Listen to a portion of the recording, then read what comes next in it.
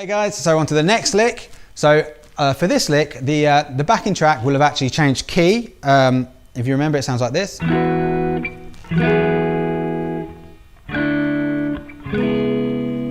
So that gives us a chance to use a different scale.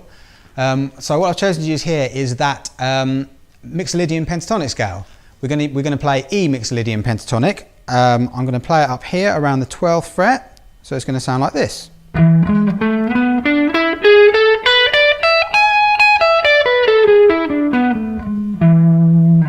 And we're just going to use that scale to come up with a few licks.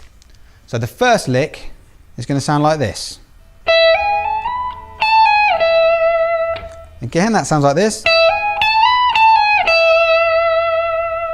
One more time.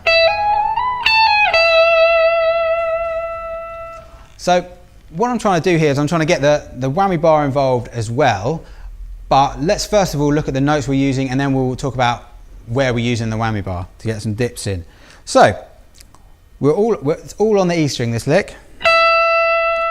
Sticking with that pentatonic shape, that Mixolydian pentatonic shape. I'm going to go from the 12th fret up to the 16th fret, and then we're going to come up to the 17th fret, and then up to the 19th, and then we're going to run back down 17, 16, 12. So all together it sounds like this.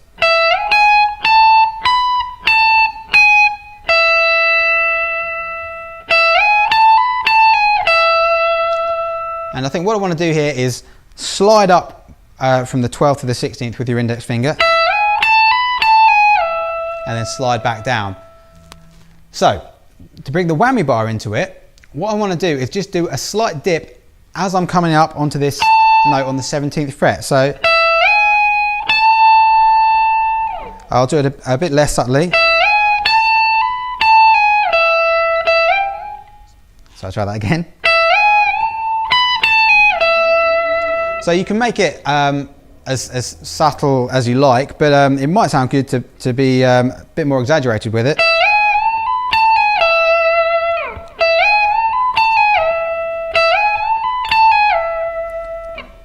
So as we're coming onto that 17th fret, I'm dipping the bar,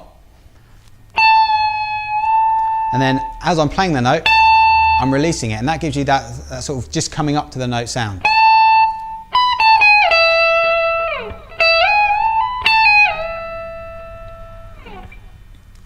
So that'll probably take a lot of practice because it's a fairly unusual technique to be using. The other thing to be aware of is when you start doing this sort of stuff with the whammy bar, you can generate some string noise. We definitely don't want that. So try and keep the strings muted if you can. The way I tend to do that is I grip the whammy bar between my index finger and thumb, and I sort of hold the pick around it.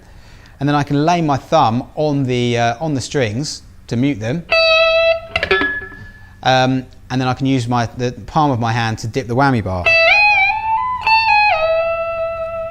and that gives you that sort of muted effect on the rest of the strings. Cool. So yeah, practice that one. Practice slowly. Really be aware of things like keeping string noise to a minimum. Experiment with a different sort of level of exaggeration on that dip. See what you like best, really. And I'll see you on the next lick.